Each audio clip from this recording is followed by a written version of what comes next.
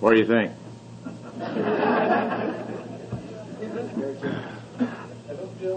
I heard a guy just walked in. I was going to the restroom for the fourth time, and the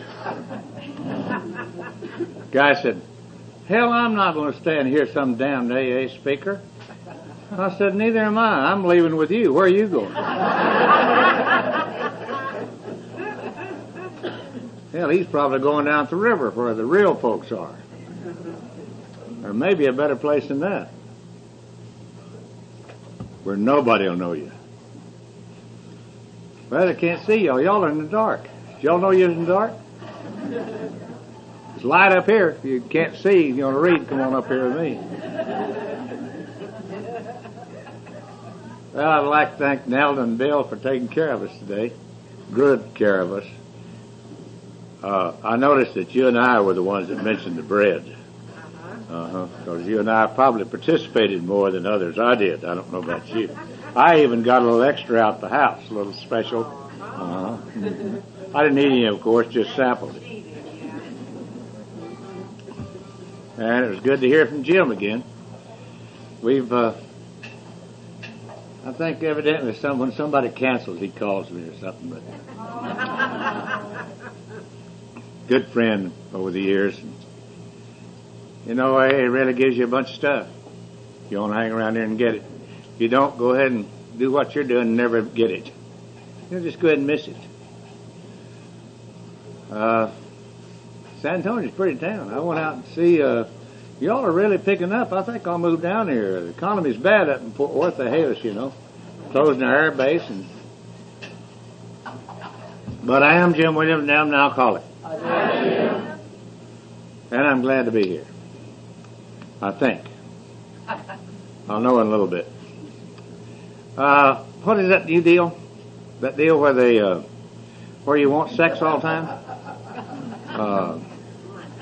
Can't live without it? Or what is the deal where you're, what is it, Terry? Codependency.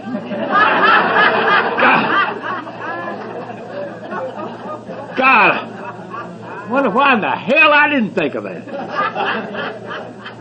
God, why didn't one of us think of that? God, we missed. Old Chuck Chamberlain is dead now. He came about 10, 12 years ago, come through Dallas-Fort Worth, talking about what controls you. Codependency, for God's sakes. Think of the money we could have made. I wouldn't have to be with y'all now. I'd just send one of my boys down here to take care of this little deal. That'd have been wonderful. Damn. God, I wish I'd have thought of it. Just didn't do it. Damn. Just still bothers me that I didn't. I am thinking about a new deal. Say you were codependent on sex. Just say that's one thing, which none of us hardly had the trouble, but some of us have. What about something like a fast food deal? Quick fix on the way home. You know, kind of like an outpatient deal where you fix you up on the way home, just a drive-through, maybe.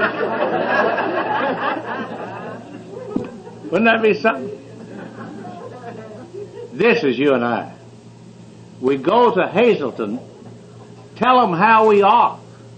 They write it down, put it in a pamphlet, and sell it to us because we identify with it.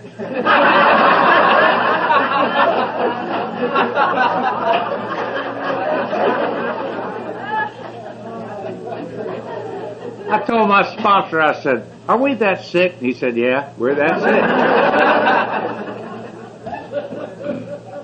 God, I couldn't believe that. Couldn't believe that. That's us, though. My God, we'll just go off doing anything that we're not supposed to do or that's ridiculous. Mine. I'm ready. Will that work? Not at all. Well, let me have some of that, for God's sake. God, let me have, you got a book? Oh, yeah, let me have the book. The hell with that AA book. That damn thing just got the solution in it. I want something that'll keep you in the deal. I want to be miserable. Don't you? Hell yes. I know how to be miserable. I like it. Know how to live there. I don't want anybody screwing it up. Some of you understand have even been raised to be alcoholics. They've got that new deal. What do you call ACA? Oh, adult children of alcoholics. ACA, isn't it? Is that what it is?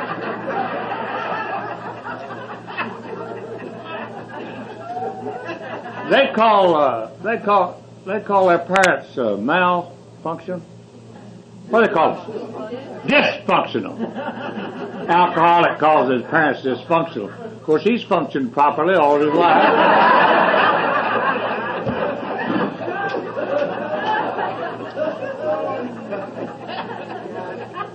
Silliest bunch of shit I ever heard in my life. We just fall for it, just by God. Oh, I've been going to that group's helped me a lot. Doing what? Changing parents?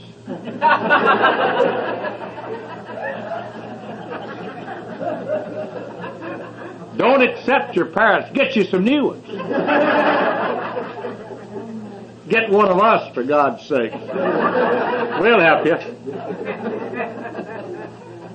Couldn't believe that. Couldn't believe that we'd do that. We did it. Fell for it. God, I just got a guy in my group. Oh, I went and just help me. Oh, it didn't really get new parents? What'd you get? God, well, I'll tell you one thing. My parents functioned one night.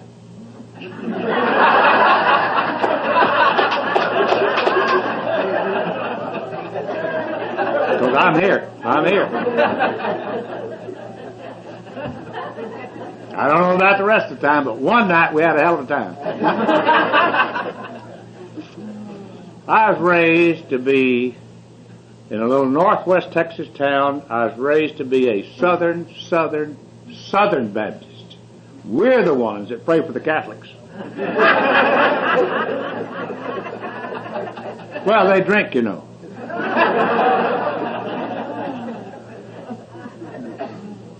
And I was raised in this little old town, had a guy stand up there just like me, said, if you think it, you might as well have done it. I knew I was thinking it before I even knew what it was, but I knew I must be thinking it. And you know how they are. Presbyterians, hell, they knew it was going to happen. And Episcopalians, they just got tired of being Catholic. And Methodists, well, they just didn't like water. I think I'd like to be a Lutheran. They believe in doing everything just a little bit.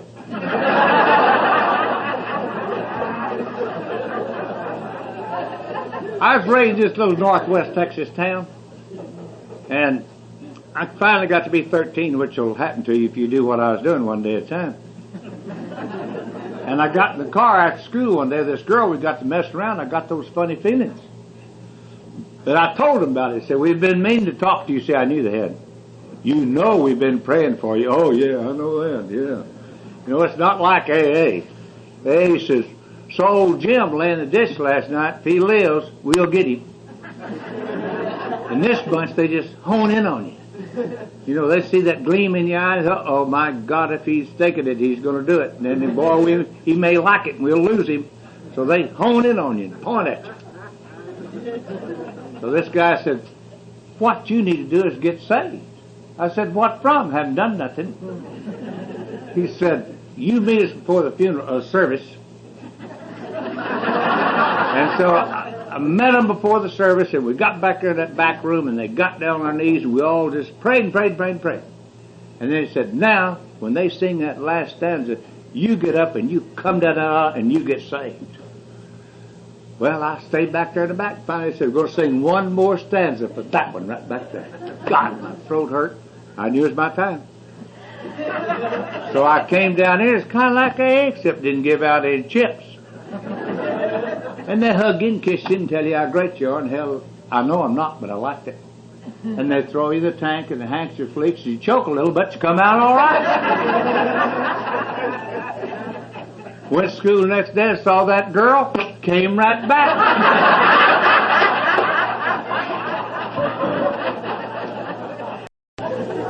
I said, well, I guess we're going to have to do it again. It didn't take. They said, no, you just don't do it. Well, they didn't know. I didn't know how to don't do anything. I didn't know how to don't do anything. I didn't know if they'd just say, don't do that. They didn't do it anymore. I said, well, how do you don't do it? Don't think about it. I said, I wonder why I didn't think about that. I thought, well, it's only 2 o'clock in the afternoon. I'll go ahead and think about it. Then tomorrow when I get up, hell, I won't even ever think about it again. Got up the next day and thought about it more than I ever thought about it before in my life. I had no idea that I'm the kind of guy, when I start not to do something, I'm going to do it on time. When I start not to think about it, that's all I'm going to think about. I used to try to wake up real quick before I thought about it.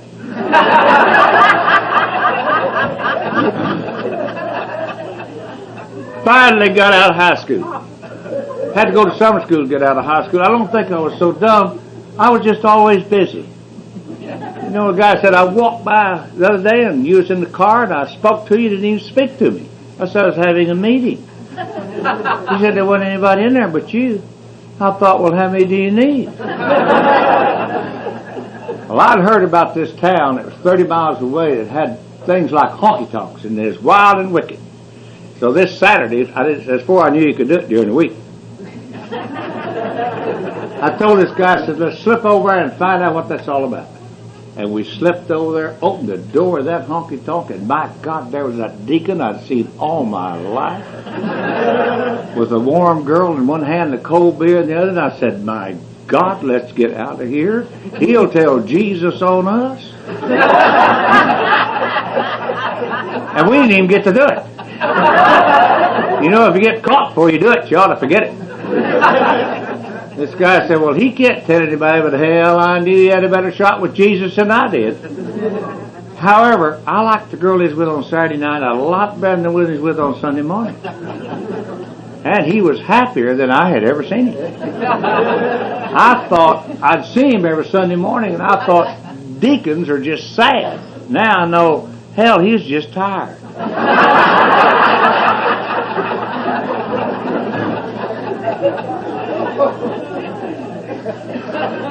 We drank 2 beers, didn't taste good, didn't feel good, and I was glad to get out of there.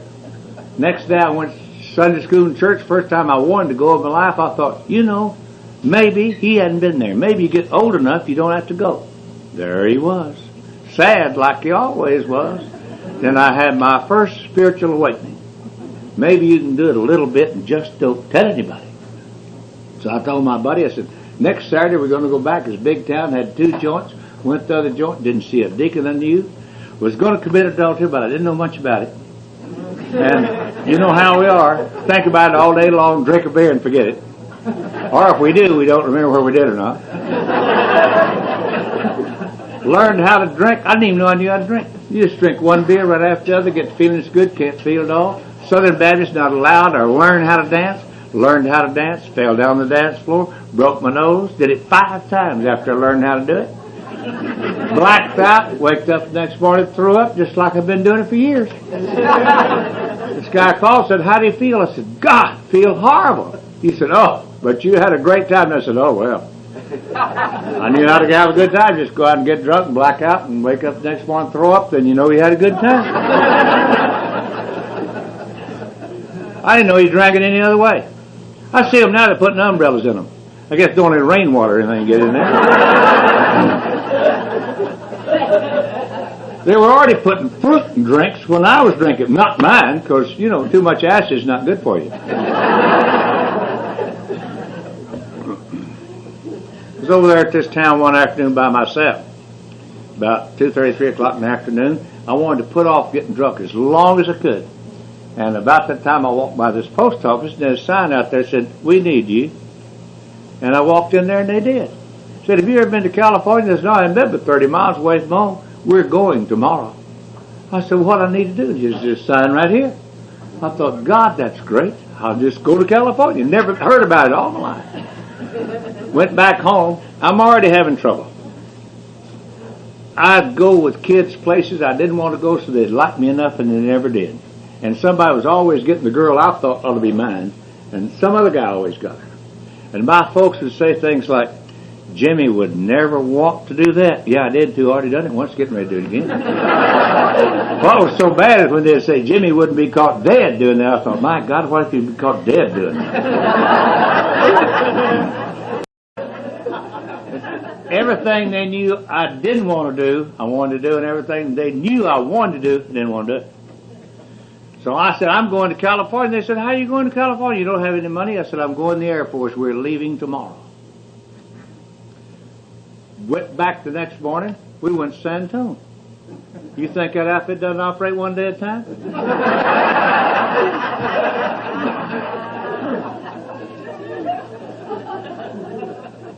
How did Kelly feel? They get up every morning. They jump up real quick. Dark to hell. Middle of the night. Jump up and make their bed real quick like somebody's coming. Never did. Then they want to go eat. Hell, it's still dark. It's middle of the night. Even if you haven't been drunk, makes you sick eating that time of day.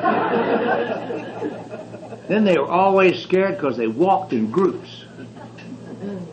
Finally, whoever it was that was running our outfit thought we ought to take a surprise trip. In other words, if they don't tell me where we're going, we can't tell anybody, and nobody will know where we're going. They decided we ought to go to China. We're in the Air Force, so we go to China by boat.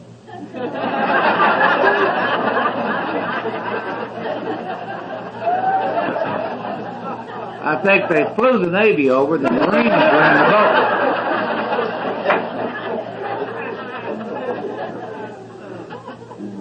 There's a lot of Chinese over there. They have a few hills, some trees, and some rice, but they mainly just make Chinese. They like it, and they're good at it, and they're not interested in doing anything else. They just make Chinese. They lose some, but they're making so damn many that it doesn't make any difference. Well, after you go there about 3 weeks, you've seen all the Chinese you'll ever need to see. So I told them I was ready to come back home, and we stayed 2 years. Then we came back by boat. My folks says, where are you going to school? I said, I'm not going to school. Hate school. Wouldn't be caught dead going to school. Couldn't get out of school and went to school. If you don't have that piece of paper, you won't even be able to apply for a job, let alone get one. Every man coming out of the service is going to have that piece of paper. Well, I proved my folks wrong. I gutted that damn thing straight through 3.5 years, and I made sure that I didn't learn one single thing. I made sure that every course I took, I was going to pass it before I took it. And I made sure that it wouldn't benefit a human being whatsoever. You know what I like about you and I? We'll go to any length, even if it destroys us, just to be right. A lot of people won't do that. A lot of people say, well, I could be wrong about that. Not you and I. The only time you and I will ever use that statement is when we're damn sure we're right.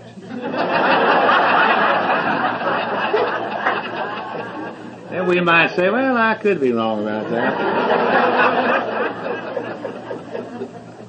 Having some minor difficulties with women. If you put 10 pretty girls up there, I'll get the sick one every time. I don't know where I learned how to do that. I'd see one guy, they'd just go with one girl, a different girl, another girl. I said, hell, you can't do that. You're supposed to make sure you got a pretty girl and one that you can be in love with and take home to your folks, for God's sakes. You can't just go with any girl.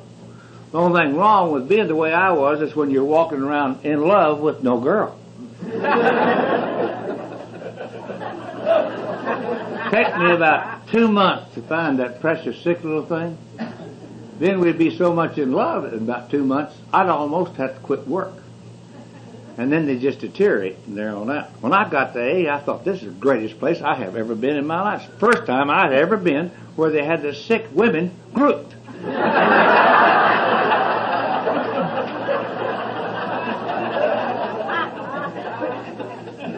2 girls up here are not grinning, I'll tell you that. He is, but they're not.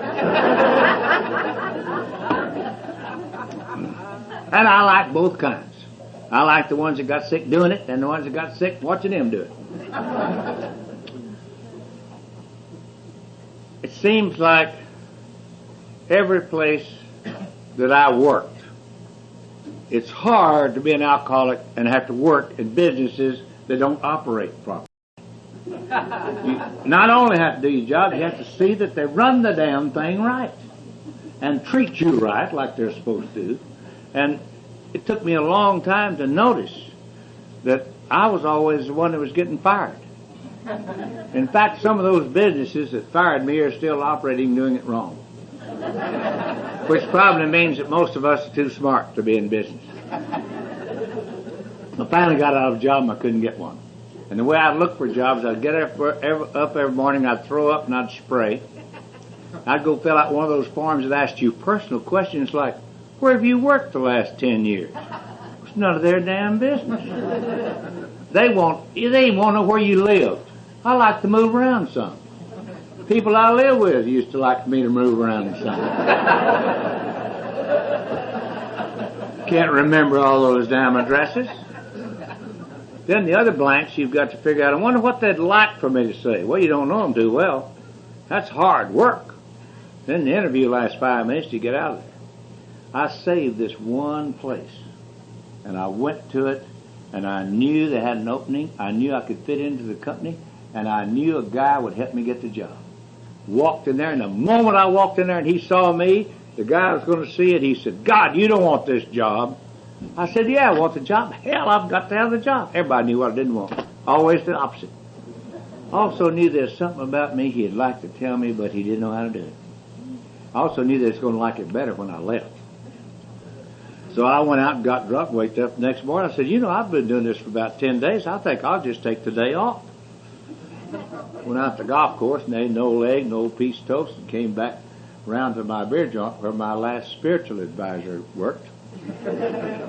He said, my God, man, you need a beer. I said, oh, I'm Baptist. We don't drink before noon. That's 10:30. He said, drink this beer. You're shaking yourself to death. I don't want anybody to have DTs out in the middle of the golf course.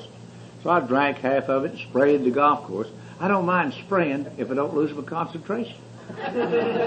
You start thinking about women or something, it gets your nose, burns. Then you have to drink the rest of the day just to kill the pain. And I already knew how to meditate before I got here. I never meditate that deeply anymore. It's like when it was me, God, and the commode. And you say, oh, God. And it's stringy. And you don't know where the end is. And you can't breathe, you'll get it back. That's the reason they had this talk right before dinner.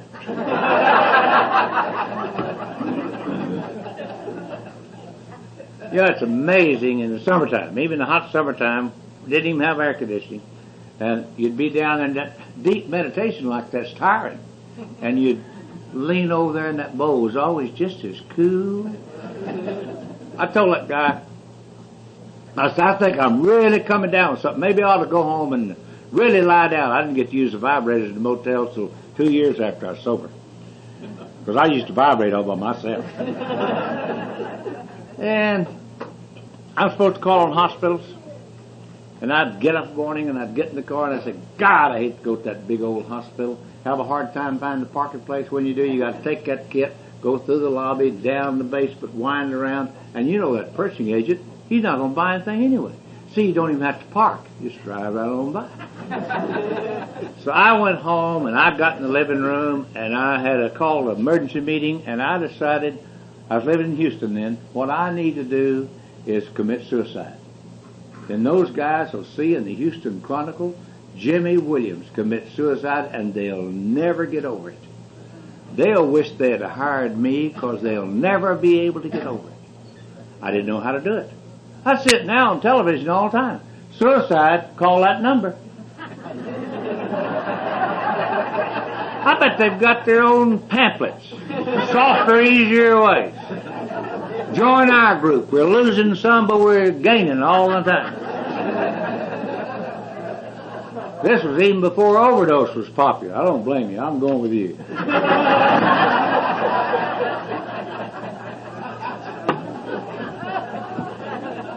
Boom, get out that door. I've got all this shit I want. I love us. God, that's the reason we recover so quickly.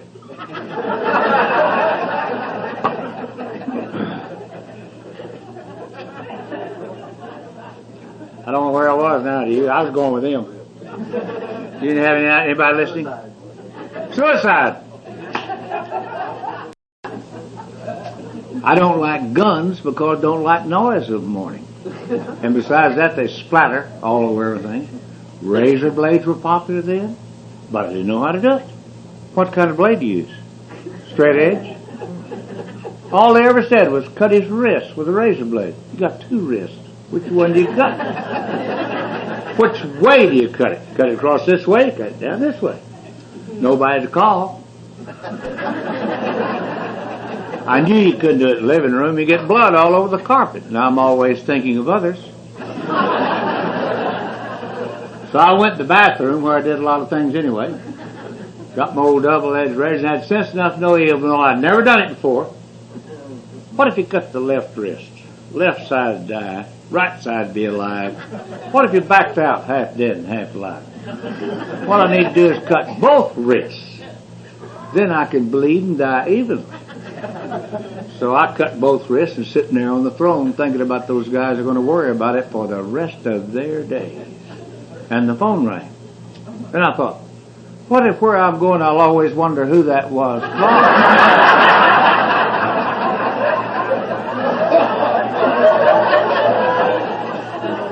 That'd be enough to run you crazy. So I put a Band-Aid on my wrist right quick. Answered the phone. It was the police. You know, police. I've never talked to one yet that didn't have personality change. And they've been trained by ministers. They'll stop you about 3 o'clock in the morning, and they'll say, come go along with me. I said, I'm sorry, I can't make it. It's 3 o'clock in the morning. Oh, we came back. They said, I can't make it. I cannot make it. I was supposed to be home at 7 o'clock, and it's 3 o'clock now. I'm running late. I cannot go. He says, get out of the car. And I said, I'm not going. Then you got to pacify him, go along with him. So this guy said, where were you last night? And I said, I was right here. And he said, no, you wasn't. I said, how do you know? And he said, we was there. Then I didn't want to talk to him anymore. I'd already learned to never talk to anybody no more about where you've been than you do. I said, well, what do you want me to do? What did I do? They won't tell you. He said, you could either come down here or we'll come back out there and get you. I said, well, I'll just come on down there. He said, if I were you, I'd pick up an attorney on the way because you're in trouble, brother. I said, that'll take me an extra 30 minutes, but wait for me, I'm coming. God, I'll have to live with me. I can live a week and a half a day. I've had a hell of a day. I've had a big day. Been out to the golf course, threw up all over the golf course, come back, had a deal, committed suicide. Now I've been talking to the police, and my God, I've got a major decision, an emergency meeting to call, and it's only 11 o'clock. I thought, well, maybe the Lord is trying to tell me I've been in Houston long enough. Maybe I've overstayed my time. And maybe what I need to do is just leave. So I just mailed the key to the folks, threw all the stuff in the car that I had. Didn't have any furniture. Just had a bunch of quilts and blankets and junk and dirty clothes, clean clothes. Just kind of leveled it out in room for me. And I had one piece of furniture, an old lamp with a lampshade. I guess I was going to carry the light if I could find the plug. Stopped and got a pint of bourbon just in case. Had $36, which before inflation was plenty to start a new career. Waked up the next morning in Brownwood with $7. And I said, wonder how my folks are getting along. Amazing when you know it's time to call home. I called them collect so they'd know it was me. They live in Fort Worth, and I never shortchanged my folks. My folks says, what are you doing in Brownwood? My famous words were, oh, just out riding around. They said, why don't you ride by and have a cup of coffee? That's all I believe will. Never shortchanged my folks. Always gave them my very finest story. In fact, I got to listening to it, and it was so horrible, hell, I cried with it. I thought, my God, if I'd known it was that bad, I'd have left Houston 3 years earlier. Old John said, well, old Jimmy's honest, let him have 100. With 107, listen, we go on a vacation, for God's sake. I knew I had to sweat that night out. I knew I couldn't sleep, so I sat in that old bedroom, walked and walked and walked, and finally daylight came, and I started out there, and my aunt's up, and I said, Annalie, there's one little thing I left out last night. While I was down there in Houston having all that trouble, I was drinking some. But I decided I shall never drink again. As long as I live, you'll never have to worry about my being underfinanced ever again. I'm going to be a different guy. And they look at me like they've been looking at me, blank wall. When I got an A, I went back up there and I said, do you remember that time? She said, which one? Then she said, well, I think I remember. When you started to drive off, I turned around to John and says, what do you think? And he says, he's 33. He'll never live till he's 35. Well, I've got plenty of money and no place to go. I had remembered that I'd help a guy get a job down the Rio Grande Valley, and I thought, I think I'll go down there. I've heard all about it. They've got palm trees. I think I'll just go down there on a little vacation. Drove right out of Fort Worth, stopped at a filling station, happened to sell beer, and I said, how far is to Waco? 79 miles, told me to have 3. I end up, you know where the valley is from here, don't you? It's the end. They have a creek down there. United States stops. The whole thing stops down there. Texas quits, and it's the end. If you can't find your bottom, it's down there. I thought, God, I'm never going to get there. Finally got there, and I thought he'd invite me to his house, but he didn't. When I called him, he said, oh, I know a guy who was a drunk that ran that old hotel down there, and he put me up. And I never took my clothes out of the car. Stayed there 3 weeks. The only thing I'd ever do is every morning I'd come back down the old elevator when it was running and go out and get my short sock shirt, go back up and change clothes, and went out to that place where he worked for 3 solid weeks. Well, they finally hired me. Now, they didn't hire me because I was good or anything else. They hired me because nobody goes down there looking for jobs. They go down there having fun and playing and, going to Mexico. So when I'd get a new job, I could just get drunk and not drunk. And I'd work 7 days a week till I could get up in my place. Sometimes they'd have a guy in my place and I'd have to tell him over and over again, get rid of the son of a bitch, he's in my place. And it takes a long time for management to realize they're making a mistake. And so they finally did that, fired that guy, and I got his place. Then I could settle down. And I've already realized where I've been making a mistake all these years. And it's not working. I have tried to be true to one woman. And it's not working. And then I've got to go through that period of losing them and finding me a new one. What I need to do is have a number one and a spare. And that's hard to do when you're drinking because, you call number one. 10, 11 o'clock in the morning. If you're not doing anything tonight, I'll pick you up about 7:30. Fine. Might be 4 or 5 days before you get by there. My weekends were like this. I'd get off work. I'd work Monday through Saturday noon, jump in the car, go to the golf course, have a big lunch like a 6-pack of a cheese cracker, be blacked out home in bed by 6:30, 6:45, wake up 10:30, 11:45, drive them out and all, go down to my beer joint, close it at 1 o'clock. Then whoever my best friends were at the time, we'd slip on over to Madam Morris and finish the evening. And daylight come, we'd have a few waivers and chairs and throw it up, or sometimes we skipped it. Taper off drinking beer Sunday and go into Monday, and sometimes I made it, sometimes I missed it.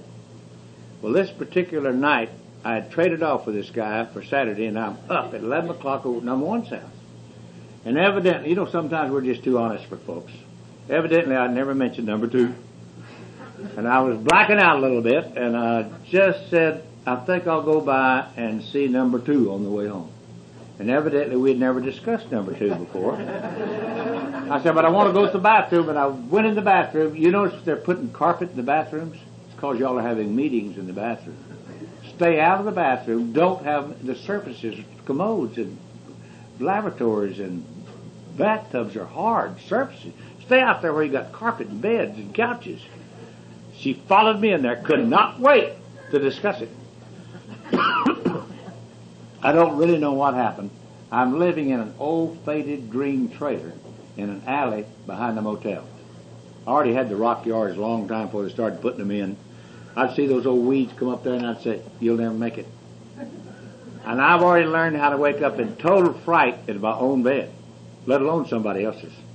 And I'm laying there asleep and something goes wham! God, I jumped up, looked down, still had my clothes on. I thought, God, I bet I was going somewhere early this morning. And I looked down at an old white shirt and had blood on it, and blood makes you sick, And, God, I felt my head had 4 knots that big. My whole forehead was knocked. I said, uh-oh, wrecked my car, it's the police. can't get out of those trailers. It just has one door and windows about like that. You cannot get out of the back. I thought surely I could get out the back. Couldn't get out the back. And they kept beating on that door. And I finally opened that door, and that 6'4", 240-pound Baptist preacher said, "Come go along with me." I said, "Preacher, I know I look like I'm ready, but I'm not ready. I know I look like it, but I'm not ready. I don't know where the meeting is, but I can't make it. I cannot make it." He said, and I said, "Besides that, I've got to have beer. I've got to have beer right now. I have got, preacher, it's the wrong time. I can't make it." He said, "Get in the car." I said, "Preacher, I've got to have beer." And he said, "There'll be no drinking before the meeting." God, I got in that car and we started up, and I go in total fright, looked at my car, and it was parked funny, but it looked okay. I said, "I guess I wrecked somebody else's car." And then I kept telling that preacher, I said, "Preacher, I'm not breathing. I am not breathing, preacher. You're going to have to stop the car and get me. I've got to have a beer. I am not breathing. Preacher, I am not breathing." You know Baptist preachers don't give a damn whether you can breathe or not. Drove up in front of her house, so I assumed the meeting's going to be there. Head is killing me. I mean, my head. I've been somewhere it's bad, and I mean I have knots and still got a little blood coming. And we walked in there, and she did look like she might have fallen in a bush or something. So I told him, I said, "I have got to go to the bathroom." I went in that bathroom and looked in that mirror, and I'm going to tell you something. She won. I'll never know what exactly happened, but what I think happened, I probably lost my equilibrium, fell in that bathtub, and she stepped on me. 2 weeks later, we got married.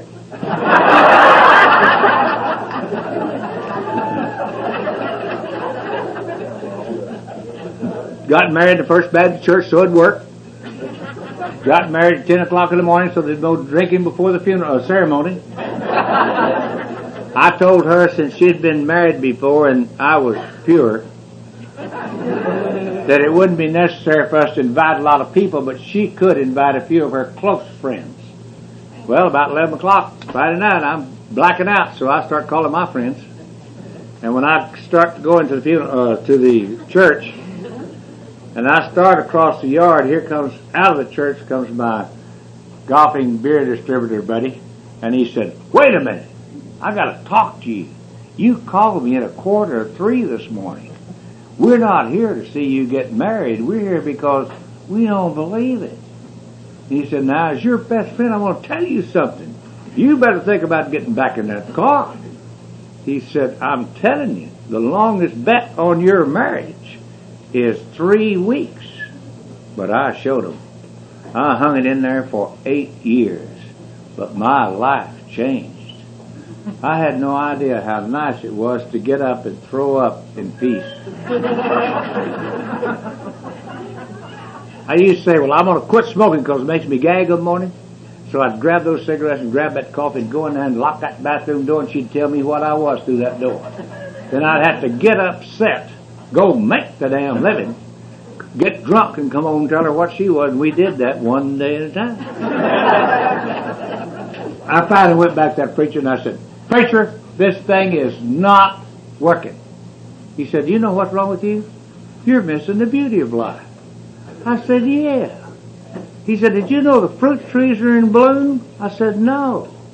He said, "What you need to do is go get your wife and drive up the valley and smell the aroma and look at the blossoms." I said, "Yeah." Went home, opened the door, and said, "Get in the car!" He said, "What for?" I said, "We're going to go look at the blossoms." He said, "The blossoms?" I said, "Yeah, we're missing the whole damn thing." Get in the car, and I go by and pick up a 6-pack of beer and start up the valley. Saw a sign that said 14 miles to Matamoros, turned left, went to Matamoros, switched tequila, blacked out, missed the whole damn thing. Lost that job, could not get a job. With 2 months going completely idiot nuts.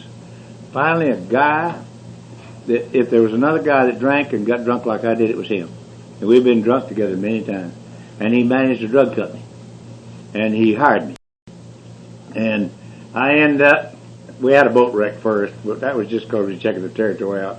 And stayed in the hospital for 3 weeks. Then I got, it's a long story, I won't tell you. But it's just the way I applied for a job rather than fill out the form. And took him 6 weeks to ship me to Fort Stockton, Texas. Little bitty trees out there about that high. You can see California on a clear day, for God's sake. 536 people live there, and 36 of them make it a living. I joined the 500. I'm supposed to stand in a drugstore, and they got lines on this pad, and I'm supposed to write stuff out as the pharmacist says, Areomycin, you can't get it in there. You can't do it moving. She won't do it. The pharmacist says, God, you look like you're going to fly apart. And I said, any minute. He said, well, take some of these. Now, this was before Valium. I understand Valium was both eyes crossed and you walk straight. This was just Librium, which was absolutely nothing. Little old two-tone green and black, or two-tone green. Little old bitty thing. Hell, it was nothing. Hell, I took 2 of them, waited 15 or 20 seconds, nothing happened. So I took 3 more. Then my knees just went, huh? I said, God, I know how to weave. Now I've got to learn new stance. Y'all have ruined the drug business. I used to get them for nothing. They used to tickle me. He'd say, Jim, I'm a little short of 10 milligrams. 25 be okay? Be fine.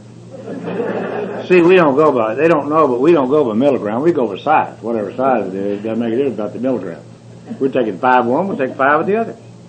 So I took Librium daytime, drank beer at night. The only decision I ever had to make every night was when I got to past the 3rd beer, am I going to close the joint or go home early? If I want to close the joint, I stay on beer. If I want to go home early, I'll go get a pint of bourbon, put it on top of those 3 beers, and Librium, and go home the way you're supposed to go home, blacked out. My ideal evening was blacked out right at the door. Sometimes I was a little early. Sometimes I had to have 1 more because I was a little late. Good blackout driver. Never had a wreck blacked out. Bad drunk driver. I do different speeds at different stages of drunkenness. And sometimes I could hit stuff and they weren't even moving.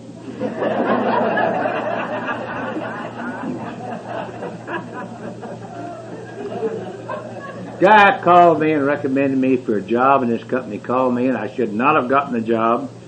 And there wasn't any way I could get the job, and they flew me up there. And after they got up there, they couldn't figure out why I was there. I told them I could do it. They didn't know what the hell it was, but I didn't want them to know it. They didn't want to tell me, so we kept it a secret. So I ended up back in Houston.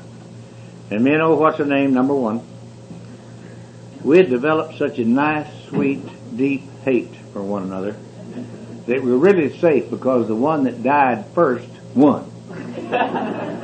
So we got us a 2-bedroom just in case. It's best for sleep separate places. And we set up battle. This was the 1st of March of 1965.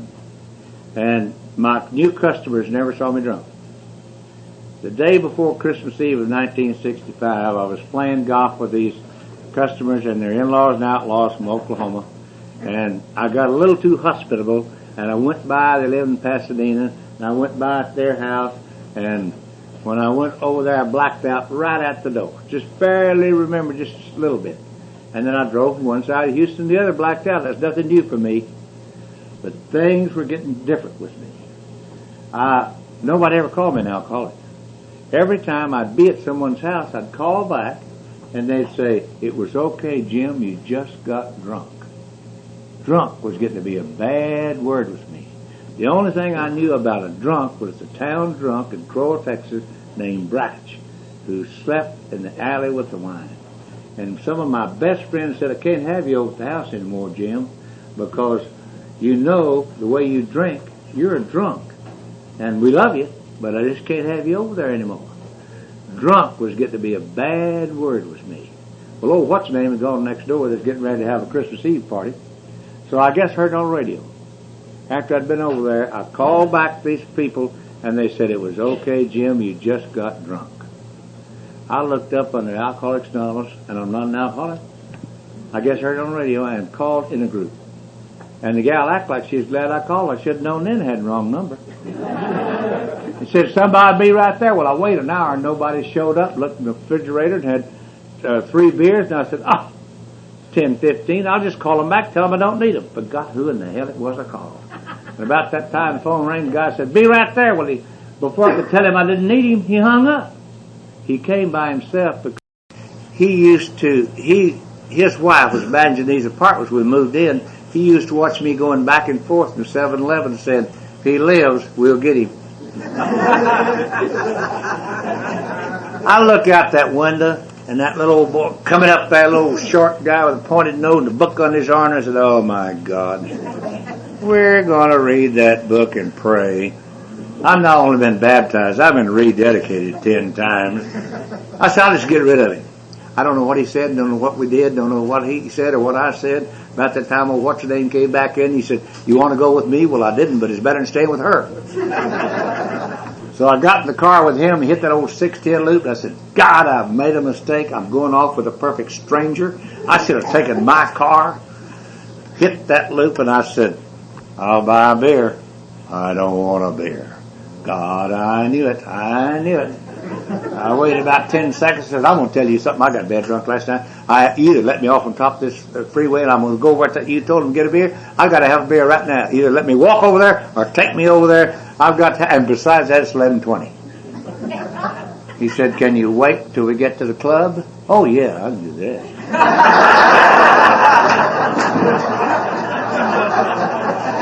I can handle total fright if I got a little light. So we drove over kind of a bad neighborhood. Drove up in front of this old rickety-looking house. I said, this it? He said, yeah. I thought, well, when I get some money, I'll help these folks. Opened the door and walked in there and saw a bunch of deacons sitting over there talking about women in the stock market. And I found out later on they didn't know anything about either one. Back in the back, they had an old piece of linoleum with holes in it on the bar. And the bartender, he didn't look a hell of a lot better than I did. Program for traction, you know. He says, mix him up a little milk and honey. I said, my God, what do you put in it? I never drank anything like that in my life. He said, well, you see, you're nervous. I said, hell, that's what I've been trying to tell you. And besides all that, you're used to sugar in your system from alcohol, and the honey has already been digested. I said, indigestion's not my problem. You throw up right, you don't have indigestion. So I drank half of it and it curdled, came right back up. He said, don't worry about it, we have plenty. I thought, hell, I'm going to put on a show for these folks. One of the smart ones said, walk all you want to. Hell, I didn't want to walk at all. They just sit there and watch you going back and forth, and they're talking and laughing. Got a new animal in here today. They just watch you going back and forth, drinking that sweet, sick. I hadn't had a piece of chocolate pie in 10 years. Sicky sweet. Almost taste it now. Finally, about 4:30, he said, well, I guess it's time for us to go home. I said, yeah. Let me out a couple of blocks before we get to the apartment. I knew I had to slip in there and get my car, go get some bourbon, because beer would not cut that sweet taste. He said, don't drink anything. I want to pick you up in about an hour and a half. I said, what for? We're going to a meeting. I said, where? Right back where we came from. I said, my God, we was there all day. I said, okay. So I just got out and I walked. Here he comes, and back over there we go. Kind of a funny bunch. I saw a few of them kind of laughing, hugging, kissing. The rest of them, they didn't act like this too damn happy to be there either.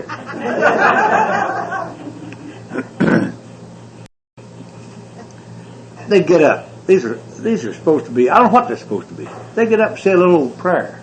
A little prayer. This bunch. It's not church, you know. And then some girl got up and talked about an hour and a half, 2 hours. And they just laughed. Wasn't a damn thing funny. They said you only talk 30 minutes, but I know damn well it's closer to 3 hours. And then some guy got up, talked 2 or 3 hours, and they'd laugh. I said, I'm going to tell you something. This is sick bunch of folks.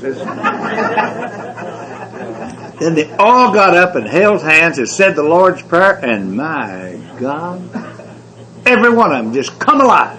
All of them started talking at the same time, and I was one of them listening. I said, wonder how in the hell he did that. He didn't lay any hands, sing any songs, didn't do anything. I said, I'm going to keep my eyes open tomorrow night and see what he did. Me and the deacon are standing back there in the back. Nobody's saying a word to us. Then I see the deal. Once you've been here a while, men and women get together, laughing and talking, jump in those cars, and probably go to some of those apartments and have a little drink and talk about this damn thing. We went night after night after night after night. Nobody invited us anywhere. I said, I've got the only damn deacon that nobody can stand. One night, Houston doesn't rain, just falls out. And this guy calls, said, I'll pick you up in 30 minutes. I said, it's raining. Did you ever go get a drink when it's raining? I'll be ready. Then one weekend, what's the name, was going back to the valley to see if we had any friends left. So I just went home, pulled down all the shades, locked the door, turned out all the lights, had nothing on but the TV set. The old phone just ring, ring, ring, let it ring. Next morning he called and said, where were you last night? I said, I was right here watching television and enjoyed every damn minute of it, and I may do it again tonight. He said, well, you missed it. I said, what did I miss? He said, I don't know. I said, wasn't you there? He said, yeah, but I only heard what I was supposed to hear. We'll never know what it was you were supposed to hear. My God, you've got to go every night. You'll miss it.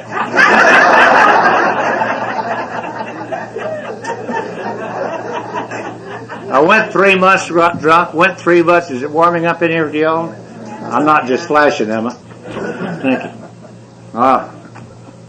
And I went 3 months, got drunk, 3 months got drunk, and 3 months got drunk. And then I sobered up all by myself. And then I decided I'm not really alcoholic.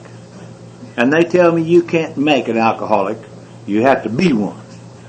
And the only thing that's ever really been wrong with me is I've just always been underfinanced. And if I can get properly financed, then I can tell them all to take it. So I said, but I've got to do first thing first, which is go back and resign and tell them thank you very much. So I went to the meeting and it already started. I thought, well, I'll just wait. Evidently, one morning around 2:30, he says, I called him while drinking. I think they'll tell you any damn thing they want to. Whether it's true or not, they'll say it. They think they're kings or whatever it is. So sure enough, here he comes. And I'm getting ready to resign. He can't wait for me to resign. He says, don't you ever call me again. I said, God, I'm glad you said that. I never called you. In the first place, they called you. And I'm going to tell you something your best friends will not tell you. Nobody likes you here. We don't get invited anywhere, and they don't know me, so it's got to be you. And I'm going to tell you something just for me. I've been going around with you for over 9 months, and I'm going to tell you something. If I had as bad a personality as you do, I'd go back to drinking. You'll never have to worry about my calling you ever again. If you're the last son of a bitch on earth, you shall never hear from me ever again. And I left, and bye. And I didn't till the next morning. And I called him, and he said, meet me at the club. And I met him in the club, and I walked in the door, and he said, get your coffee and sit down. They talk to you like a dog here, you know. So I'm going to tell you something about Al-Anon, alcoholic, Al-Anon, Alateen, Alatot, and Al-Dog.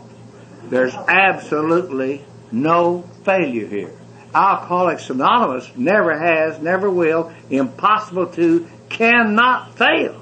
There never has been and never will be any failure here, provided you do exactly what we tell you to do, the way we tell you to do it.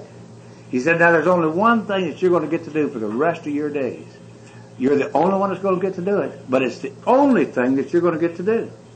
You're going to get to make a decision every day, whether you're going to go our way or your way. If you don't give an alcoholic a decision to make, they'll flounder on the same subject for years. So we're going to give you a decision to make this morning. You're either going to go our way of life or right back out that door. I said, I don't want to be or to do either one. He said, I didn't ask you what you want to do. I asked you what you were going to do. I said, you mean tell me you and the group don't care whether I want to or not? He said, not a bit. I said, well, if you'll make it perfectly clear to the group that I don't want to do it, then I'll do it.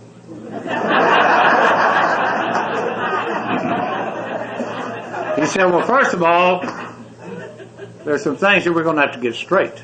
It's your thinking that's wrong. I said, how much of my thinking's wrong? We always start with all of it.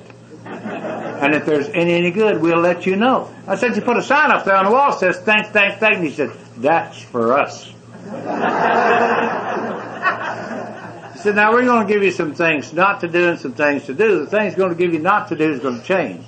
The things going to give you to do, you'll just add to. Then it's going to happen over here. I said, what's going to happen over there? We don't know, but it always happens. I said, I'm going to tell you something. I've been listening to every single word that you say. And I want you never listen to me. And I'm listening and listening and listening. I'm going to tell you something. I do not understand. He said, and that's it, and don't you ever forget it. He said, there's two things that you must remember for the rest of your days. No matter what's going on in your life, you do not understand. Then you'll have understanding. And when you quit trying to understand, then you can enjoy it.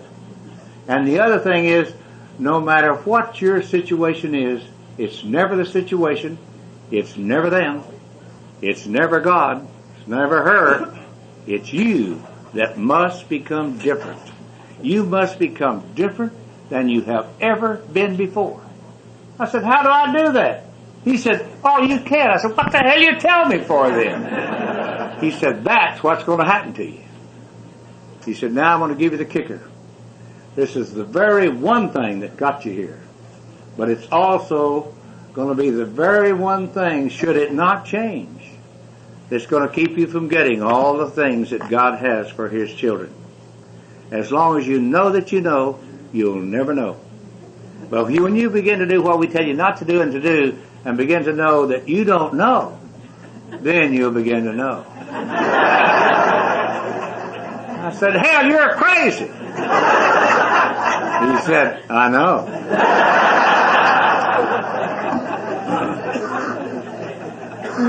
He says, now the first thing we're going to learn how to do, we're going to learn how, since you do not know how to not do anything. And the first thing we're going to learn how to not do is drink or take a pill. You know that card that I gave you that has my number and 4 other men, no women on mine? When you get squirrely, no matter what time, day or night it is, you call one of those numbers. If you don't make the phone call, you didn't do it. Definitely before you take a drink or a pill, call the number. Now that's the way we're going to learn how to not do something. And this is what we're going to do every day. When you get up in the morning, get down on your knees and say, first thing, and say these words and these words only. God, take me today and let thy will only be done in my life.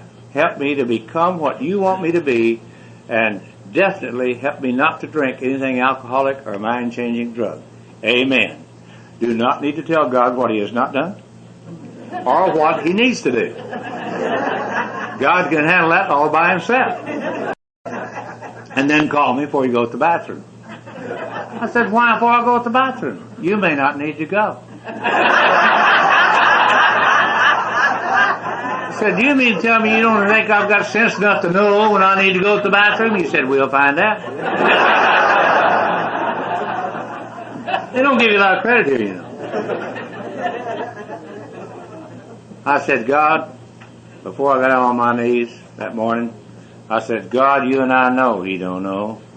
Hell, He's a Presbyterian. But we're going to do everything just exactly like He says this time, so when we get enough this time, we can tell Him to take it and shove it. Got down on my knees, said that little prayer, made sure I need to go to the bathroom. When I called him, he said, he didn't ask where I need to go or not. He said, go to the bathroom, maybe at the club. I made the club. He said, now go to work. I said, I hate my job. He said, what's that got to do with it? I said, well, I hated it so much yesterday I couldn't go to work. He said, what'd you do, sit in that chair and think? I said, well, till noon, then I went to AA club. He said, you don't know how to go to work. I said, how? He said, go get in the car. You'll write that down, we'll catch it. Then he said, and later on, we'll learn how to do it more. But in the beginning, besides that little prayer you say every morning, when you get in the car, invite God into the day. I said, how do you do that? He says, you say, God, I invite you into the day. Put that on that card and we got it. Then you got to come back to the club and walk in the door and there's people in here and they'll say, get your coffee and sit with us. Hell, I know to get my coffee, but they've got to tell you out loud so that I know. Then you're sitting there listening to them and have no idea what in the hell they're talking about. And then all of a sudden they'll say, time for you to go home and eat supper and come back to the meeting. Hell, I know to go home and eat supper and come back to the damn meeting, but they got to tell everybody out loud like you're an idiot. You don't have sense enough to do it, damn it. Then I came back to the meeting, and then after the meeting, he said, now go home, close the door, get on your knees, thank God for the day. Do not thank God for the day. It's been a miserable damn day. Hate you, hate AA, hate her, hate God, and I'm not going to be a hypocrite. He said, do you feel like when you pray for God and pray to Him that you don't mean it? And I said, that's right, and I'm not going to do it. He said, that has absolutely nothing to do with it. It's the action that you're taking that you don't know you're taking that's going to cause all the things to happen that you had no idea was going to happen. And when you're taking action you don't know you're taking, and all these things that are going to happen that you had no idea was going to happen, all the things that you think have to happen will never need to happen. Well, hell, I understood that, for God's sake.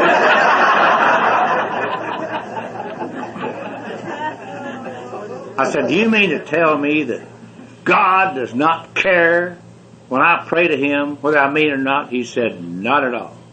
God is not depending on you for your relationship with Him. He's going to handle that all by Himself. I said, God doesn't care, you don't care, and the group doesn't care? He said, not a bit. I just get in my car, I'll go home and lock the door so what's the name can get in there.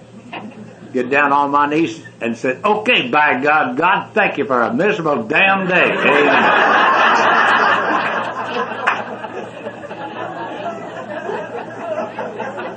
Hell, if He don't care and they don't care and God don't care, hell, I don't care. Did that for about 2 or 3 months. One morning, didn't do anything any different that day than any other day. Hit that old 610 loop down there about 9:15 above Memorial Drive, and this God that I had never known as my friend moved into that car with me. And for the first time in my life, I knew something different than I ever knew it before. I knew I'd never need to take another drink of anything alcoholic or mind-changing drug unless I myself insisted upon it. And I knew it. God stayed with me all that day. I thought, hell, the rest of my life's going to be just like that. About 3 o'clock in the afternoon, I thought, man, I'm going to get me a tent, some tambourines. Old Laurel better look out because Jimmy's coming. I'm going to go save some souls. I thought I might even let him go and put up the tent. I couldn't wait for him to get back to the club. He's late, walks through that door, and I said, get your coffee and sit down. The Baptist is taking over. Well, they don't like it coming back, but he did it. We got over in that other room, and I set him down there where I could stand up and let him have it. I knew he's going to make me the leader. And then I was going to tell him my new theory about what we were going to do about the tent. Finally, I just told him. He grinned just a little, not a lot, and said, thank God we've got that over with. Now we can get started. I said, my God, that took a year. He said, some are sicker than others.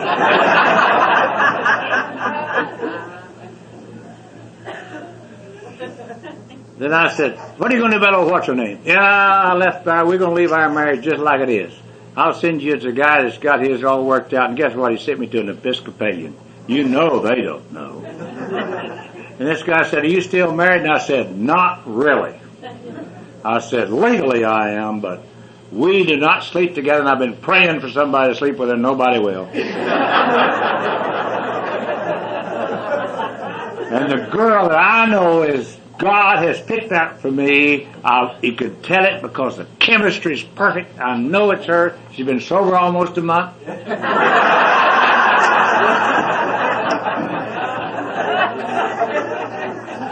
And they won't let me go with her.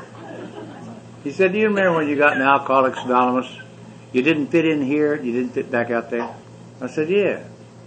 He said, if you're willing to go through those lonesome periods in every area of your life, I'll not only guarantee a relationship with women, with men and women, I'll guarantee a relationship with God that you never could have imagined or dreamed of any of it.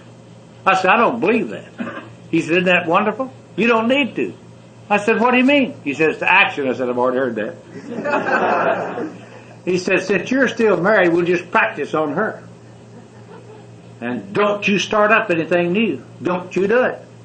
And said, you know, I'll find out. I can check on it. They don't give you a chance here, you know.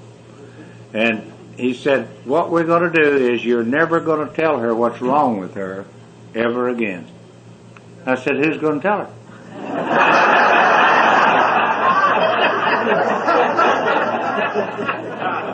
He said, I don't know, but you're not.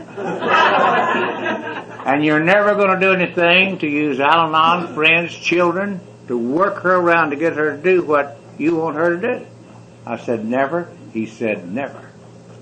And you're going to pray for her. And I said, I'm not. You pray for her. He said, yes, you're going to pray for her, and you may have to do it 100 times a day in the beginning and say this prayer and learn this prayer because you're going to use it for the rest of your life in every areas of your life. God, thy will be done for her as well as for me. Take our relationship, let it become what you want it to be, and show me the truth. I said, I do not want God's will to be done for her as well as for me. He said, remember, what you want has nothing to do with it. So I started doing that, and I finally said, you ought to take her to Al-Anon. He said, my wife has already taken her to Al-Anon, and guess what happened to Al-Anon? She found you depressing.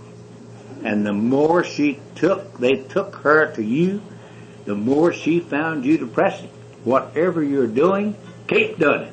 And I love you, and if you ever need me for anything, call me. I'm willing and ready. So, we end up, nothing happened between she and I. The thing that happened is never what's supposed to happen. That old love, lust, sex thing surfaced in me. I knew what it was. I always thought I just had the wrong woman. And I couldn't get rid of it, and I told my sponsor over and over and over and over again, could not get rid of it, so I finally told the group. And one of the girls in the group said, you're not supposed to tell that in the group. So I went over and told another group. And one of them snitched on me. You know, we don't gossip here, we're just concerned.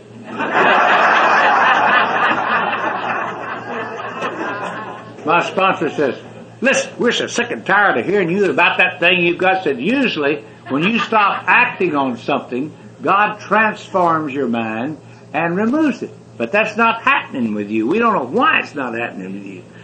Oh, what's the name's going back to Valley again? You go there and lock yourself in that apartment. Don't you call me. We're so sick and tired of hearing from you. Don't call anybody. See, they can never make up their mind. One time it's call them day or night. Now it's don't call them at all.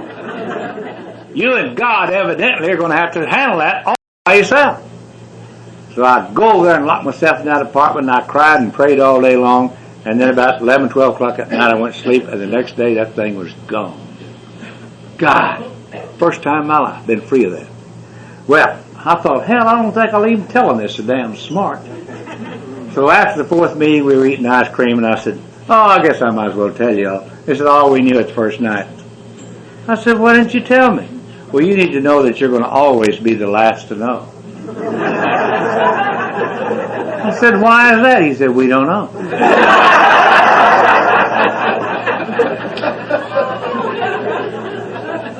Oh, what's her name? And I had nothing, so we got a divorce. You know how to get sick, don't you? Make something out of nothing.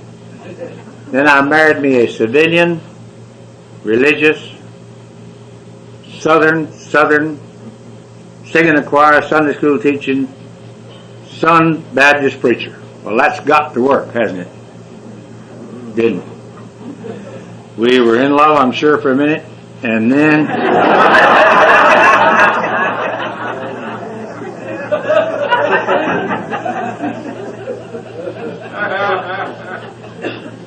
I end up in a marriage that I thought should not be. I told my aunt, my Sunday school Baptist aunt, said, this girl is too young for me. And he said, yes, and so is most other girls. At your age, most all of them are too young for you. She said, after all, she's the one that's giving it up, not you. We had become friends. She and I had made a decision we were never going to marry again. She wasn't, and I wasn't either. She was Al-Anon liked it, and I was A.N. liked it. We was through. She's a Yankee, which is one of the worst kinds. They're raised on the other side of the river, you know. My grandmother said, be careful when you cross the river up there. That it's a bad country. And she's Irish Catholic. God, her name was Fogarty, for God's sakes. Well, you know Baptist and Catholic cannot make it. I know, because my grandmother said it couldn't. And she knows. So, what's so disappointing? We've had the best 4 or 5 years we ever had in our life. I just can't understand how I could have been wrong about that. I just knew I was right. And it's getting a little disgusting. We were driving by yesterday afternoon. He says, you need anything? And I said, no. You need anything? No. Want anything? No. You want anything? No. Guess I got everything I want and everything I need. Isn't that a ridiculous place to be, for God's sakes?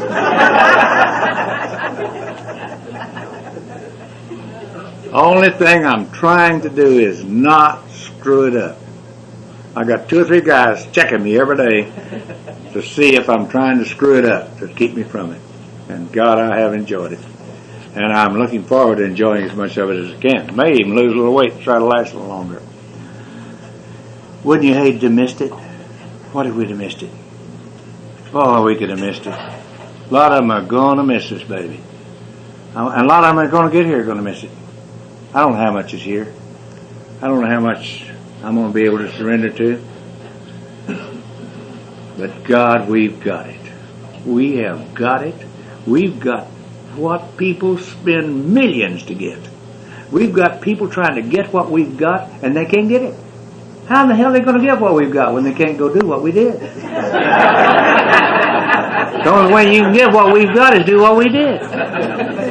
Can you go tell them to go out and get drunk, raise hell, and do everything else, and have car wrecks, and scare people to death, and make them get in jail, do everything, and then get into AA and you got it?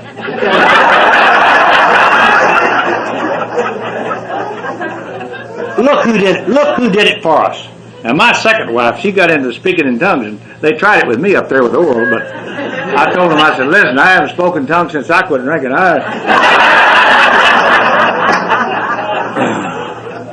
But Swaggart did it for us. You know, he used to make fun of us. He did it for us. In fact, if I'd have known he's having trouble like that, we could have taken my car.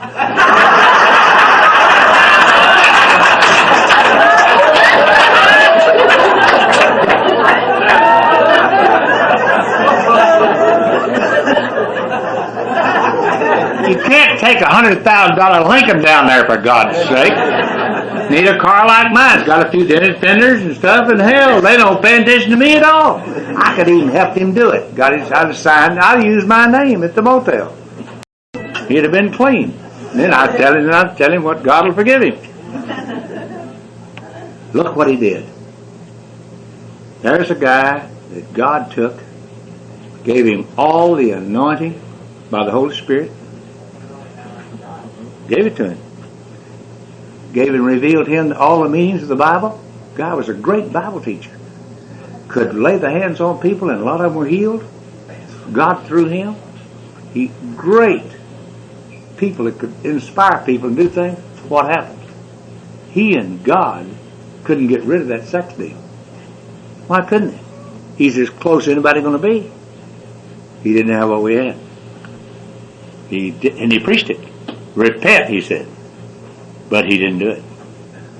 See, what you and I do, he admitted to he and God all the time and could not get rid of it. what you and I do. Admitted to God, myself, and what? Another human being.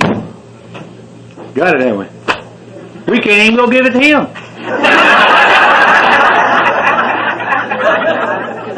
Isn't that amazing?